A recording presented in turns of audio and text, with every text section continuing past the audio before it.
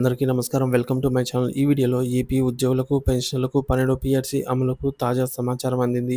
దీనికి సంబంధించిన పూర్తి వివరాలు ఈ వీడియోలో తెలుసుకుందాము. వీడియోనైతే ఎక్కడ గాని స్కిప్ చేయకుండా ఎండ్ వరకు చూసేయండి. అప్పుడే ఇన్ఫర్మేషన్ పూర్తిగా అర్థమవుతుంది. అలాగే వీడియో చూస్తున్న ప్రతి ఒక్కరు వీడియోకి లైక్ చేయండి ఫ్రెండ్స్. ఈ వీడియోని తోటి ఉద్యోగ, పెన్షనర్ మిత్రులతో అయితే షేర్ చేయండి. కొత్తగా మన ఛానల్ చూస్తున్నారు. ఇంకా ఎవరైనా సబ్స్క్రైబ్ చేసుకున్నట్లయితే వెంటనే మన ఛానల్‌ని సబ్స్క్రైబ్ చేసుకోండి. దీని ద్వారా నేను చేసే లేటెస్ట్ వీడియోస్ అన్నీ మీ వరకు రీచ్ అవుతాయి. ఇక ఆలస్యం చేయకుండా వివరాల్లోకైతే వెళ్ళిపోదాము. ఫ్రెండ్స్, ఇక విషయానికొచ్చినట్లయితే ప్రభుత్వ ఉద్యోగులు, ఉపాధ్యాయులు, పెన్షనర్ల ఆర్థిక జీవనానికి పే రివిజన్ కమిషన్ పీఆర్సీ ఒక జీవనాడి.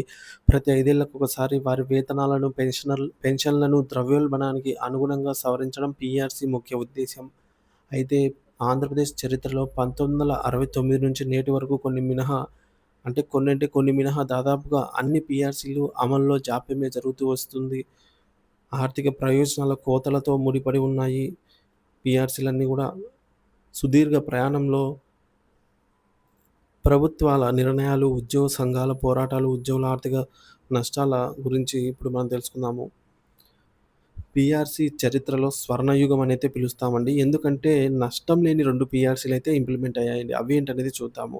ఉద్యోగుల చరిత్రలో 2 పీఆర్సీలు ఆదర్శంగా అయితే నిలిచాయన్నమాట.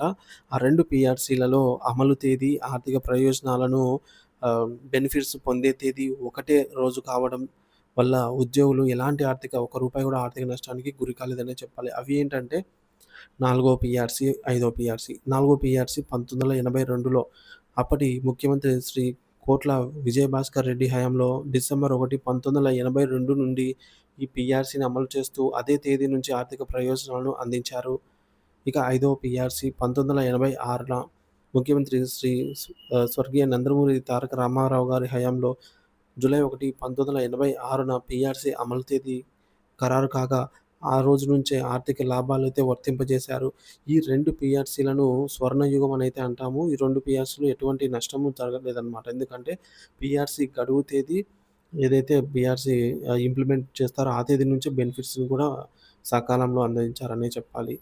ఇక ఈ 2 సందర్భాలు మినహా మిగిలిన అన్ని పీఆర్సీలలో ఉద్యోగులు, పెన్షనర్లు నెలల తరబడి, కొన్నిసార్లు ఇప్పుడు సంవత్సరాల తరబడి రెండేళ్ళు పూర్తి అయిపోయిందనమాట మనకు ఈ యొక్క 12 పీఆర్సీ ఇంప్లిమెంటేషన్ కోసం. ఈ విధంగా ఆర్థిక ప్రయోజనాలను, ఎరియర్స్‌ను కూడా కోల్పోవడం ఒక చేదు వాస్తవం అని అందరికీ తెలిసిందే. ఇక సంఘర్షణల శకం, కీలక ఘట్టాలు, ప్రభుత్వాల నిర్ణయాలు. ఎన్టీఆర్ యుగంలో చూసుకున్నట్లయితే సంచలన నిర్ణయాలు తీసుకున్నారు. పోరాటాలు కూడా జరిగాయి అప్పట్లో. 1983 నుంచి 1989 మధ్య కాలంలో.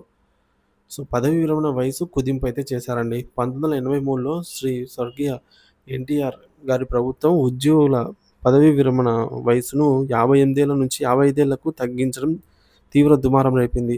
ప్రభుత్వ దయనీతిపై పోరాడేందుకు ఉద్యోగ, ఉపాధ్యాయ, పెన్షనర్లు ఐక్యమై AP state government retired employees అసోసియేషన్‌ను స్థాపించారు. ఈ నిర్ణయాన్ని సుప్రీంకోర్టులో వారు సవాలు చేశారు కూడా. రాజకీయ సంక్షోభం పునరుద్ధరణ. ఈ విధంగా స్వర్గీయ నందమూరి తారక రామారావు గారు వైద్యం కోసం అమెరికా వెళ్ళినప్పుడు అప్పటి ముఖ్యమంత్రిగా నాదెండ్ల భాస్కర్‌రావు గారైతే ముఖ్యమంత్రిగా ఉండేవారు. అదే సమయంలో సుప్రీంకోర్టు తీర్పుతో పదవీ విరమణ వయసును తిరిగి మళ్ళీ 58 ఏళ్లకు ఆహ్, పెంచేసడం. అంటే ముందు ఉన్నటువంటి 58 ఏళ్లే ఖరారు చేయడంతో ఉద్యోగులు ఊపిరి పీల్చుకున్నారు. దీని తర్వాత డీఏ బకాయిల నిలిపివేత. ఈ కాలంలోనే 7 విడతల కరువు భత్యం డీఏ, డీఆర్ బకాయిలను ప్రభుత్వం నిలిపివేసింది. 1989 ఎన్నికల్లో ఓటమి తర్వాత వచ్చిన డాక్టర్ మర్రి చెన్నారెడ్డి ప్రభుత్వం ఆ బకాయిలను 2 విడతలుగా అయితే చెల్లించేసింది ఉద్యోగ పెన్షనర్స్‌కి. ఇక చంద్రబాబు నాయుడు గారు ముఖ్యమంత్రిగా ఉన్నటువంటి హయాంలో అధిక ఫిట్‌మెంట్ ఇచ్చారు. డీఏల కోత పెట్టారనమాట. 1995 నుంచి 2004 మధ్య కాలంలో రికార్డు ఫిట్‌మెంట్ అయితే ఇచ్చారండి. ఎప్పుడంటే 10వ పీఆర్సీలో చంద్రబాబు గారు ఉన్నప్పుడు సీఎంగా 2015లో నారా చంద్రబాబు నాయుడు గారు ప్రభుత్వం 43% ఫిట్‌మెంట్ ఇచ్చి రికార్డు సృష్టించింది. దీనివల్ల ఉద్యోగుల మూల వేతనం గణనీయంగా పెరిగి దీర్ఘకాలికంగా మేలైతే జరిగిందనే చెప్పొచ్చు. ఇక డీఏల నిలిపివేత, ఆత్మార్పణ. ఆర్థిక పరిస్థితులు బాగోలేవని 5 విడతల డీఏ, డీఆర్‌లను నిలిపివేశారు చంద్రబాబు గారు.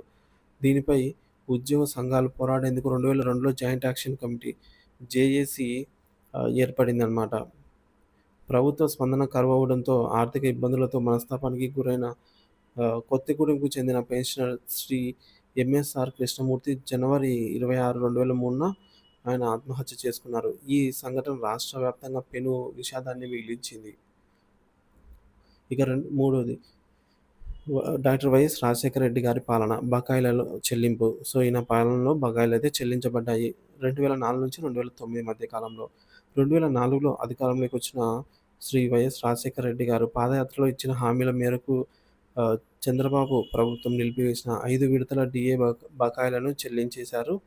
ఇచ్చిన హామీ మేరకైతే డీఏ బకాయిలు చెల్లించడం జరిగిందనమాట. ఇక 5 విడతల్లో ఫ్రెండ్స్. ఇక ఆరోగ్యశ్రీ పథకాన్ని కూడా ప్రవేశపెట్టడం ఉద్యోగులకు ఊరటనిచ్చింది అనే చెప్పవచ్చు. ఆయన మరణానంతరం ముఖ్యమంత్రి అయిన శ్రీ కొణిజేటి రోషయ్య 9వ పీఆర్సీ నివేదికను విడుదల చేసి అమలుపరిచారు. ఇక నాలుగోది రాష్ట్ర విభజన అనంతరం 2014 నుండి 2019 మధ్య కాలంలో శ్రీ నారా చంద్రబాబు నాయుడు గారు ముఖ్యమంత్రిగా 10వ పీఆర్సీలో 43% ఫిట్‌మెంట్ ఇవ్వడంతో పాటు పదవీ విరమణ వయస్సును 60 ఏళ్లకు పెంచారు. 70, 75 ఏళ్లు దాటిన పెన్షనర్లకు అదనపు క్వాంటమ్ పెన్షన్ అంటే 10, 15% అమలు చేయడం విశేషం.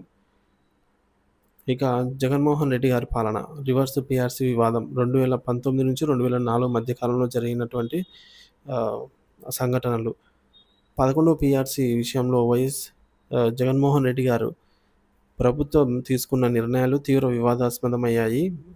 ఉద్యోగ సంఘాలు దీనిని రివర్స్ పీఆర్సీగా అయితే అభివర్ణించాయి. ఫిట్‌మెంట్ కంటే ఐఆర్ ఎక్కువ.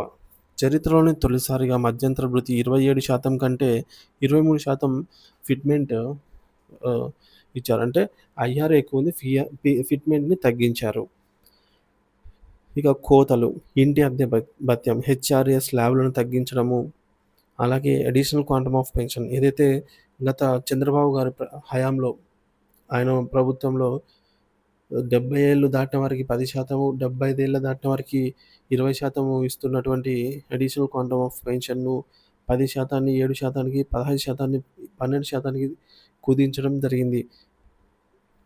అలాగే 11 పీఆర్సీలో ఫ్రెండ్స్ డెత్ రిలీఫ్ తగ్గింపు వంటివి పెన్షనర్లను తీవ్రంగా నష్టపరిచాయి.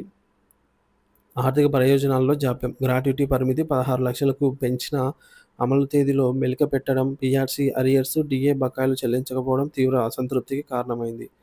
పదవీ విరమణ వయస్సు. ఉద్యోగుల పదవీ విరమణ వయస్సును 62 ఏళ్లకు పెంచారు. పెన్షన్ విధానంలో మార్పులు. ఓపీఎస్ నుంచి సీపీఎస్ వరకు. కేంద్ర ప్రభుత్వం 2004 నుండి ప్రవేశపెట్టిన నూతన పెన్షన్ విధానం ఎన్‌పీఎస్ రాష్ట్ర ప్రభుత్వ కాంట్రిబ్యూటరీ పెన్షన్ స్కీమ్ సీపీఎస్‌గా అమలు చేస్తోంది. దీనివల్ల ఉద్యోగులు పాత పెన్షన్ విధానానికి ఓపీఎస్‌కు దూరమై పదవీ విరమణ తర్వాత ఆర్థిక భద్రత కోల్పోతున్నారనే ఆందోళన తీవ్రంగా ఉంది. సీపీఎస్ రద్దు చేస్తామని హామీ ఇచ్చినా అది నెరవేరకపోవడం ఉద్యోగులలో నిరాశను మిగిల్చింది. ప్రస్తుత పరిస్థితి 2024 ఎన్నికలలో ఘన విజయం సాధించిన కూటమి ప్రభుత్వంపై పెన్షనర్లు భారీ ఆశలు పెట్టుకున్నారు. ఎన్నికల సమయంలో ఇచ్చిన వాగ్దానాలు నెరవేరుతాయని ఎదురు చూస్తున్నారు. వారి ప్రధాన డిమాండ్లు ఈ మేరకు చూసుకున్నట్లయితే 12వ పీఆర్సీ కాలయాపన చేయకుండా 12వ పీఆర్సీని వెంటనే ప్రకటించి గౌరవప్రదమైన ఫిట్‌మెంట్‌తో అమలు చేయాలని, అలాగే నిలిచిపోయిన డీఏ, డీఆర్ బకాయిలను తక్షణమే విడుదల చేయాలి. సీపీఎస్‌ను రద్దు చేసి పాత పెన్షన్ విధానాన్ని పునరుద్ధరించాలనే డిమాండ్‌పై స్పష్టమైన హామీ ఇవ్వాలి. పీఆర్సీ అమలు తేదీ నుండే ఆర్థిక ప్రయోజనాలను వర్తింపజేసి గతంలో జరిగిన నష్టాన్ని పునరావృతం చేయకూడదు.